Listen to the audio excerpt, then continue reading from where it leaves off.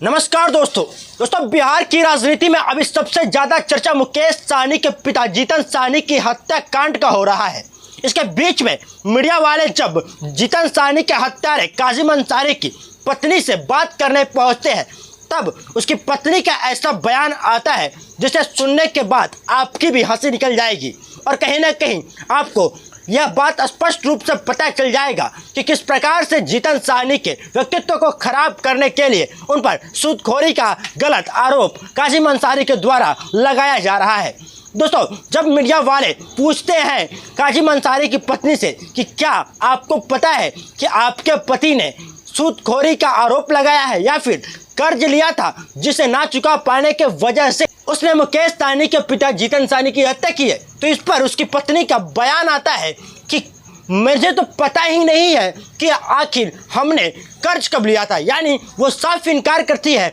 कि हमने कर्ज नहीं लिया था। आप एक बात याद रखिए कि काजिम अंसारी बोल रहा है कि लगभग 2 साल पहले हमने कर्ज लिया था। क्या यह संभव है कि 2 साल के बीच में एक बार भी सूदखोरी का जिस प्रकार से आरोप लगाया जा रहा है जीतन सहनी पर, क्या जीतन सहनी ने एक बार भी बीच में टोका होता, बोला होता कि मुझे कर्ज के पैसे दो, प्रताड़ित किया होता तो उसकी पत्नी को पता नहीं चलता?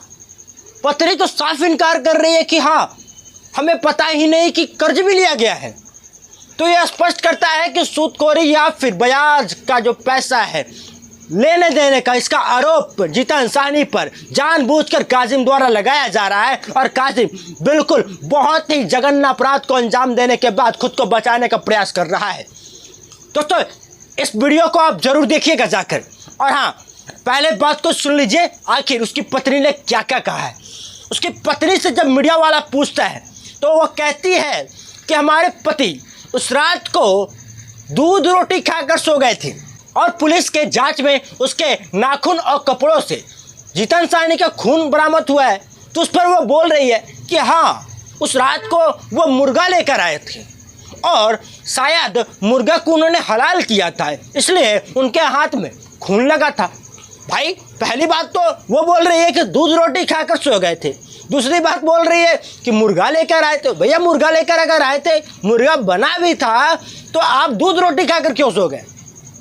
मुस्लिम तो शाकाहारी होते नहीं हैं, और क्या शाकाहारी थे तो आप हलाल करके लाए? और वो उसकी पत्नी बोल रही है मुर्गा को उन्होंने खुद हलाल किया था। तो भाई, इस तरीके से जो बातें चल रही है स्पष्ट कर रही है कि किस प्रकार से जीतन सहनी के व्यक्तित्व को खराब करने का प्रयास इस गलत अपराधी के द्वारा किया जा रहा है। और इसके परिवार के सदस्यों को अगर आप देखें और इसके पुत्र को देखें, इसके आँख को अगर आप देखें ध्यान से, तो दिखता है कि कहीं ना कहीं ये भी नशेड़ी है और ये भी सुलेसन, गांजा या फिर जो भी वाइटनर बोलते हैं, गलत नशे बोलते हैं, अफीम बोलते हैं, जो भी गंदे नशे होते हैं वो एक करता है और इसका पिता भी करता था, और उसी के वजह से इसने हत्या को अंजाम दिया और जीतन सहनी का इतनी बेरहमी से कत्ल कर दिया। इस बात को छुपाने और कमजोर करने के लिए जीतन सहनी पर सूदखोरी का आरोप लगाया जा रहा है, जो कि सरासर गलत है, और इसकी पत्नी के बयानबाजी से ही ये बातें स्पष्ट हो जाती है। दोस्तों, सबसे ज़्यादा जरूरी यह है कि पुलिस प्रशासन कृपया करके अपराधी की बातों को ना माने और खुद से इन्वेस्टिगेशन करे, क्योंकि पुलिस प्रशासन को पैसे इन्वेस्टिगेशन करने के लिए दिए जाते हैं, ना कि अपराधी के बातों को प्रेस रिलीज में बताने के लिए।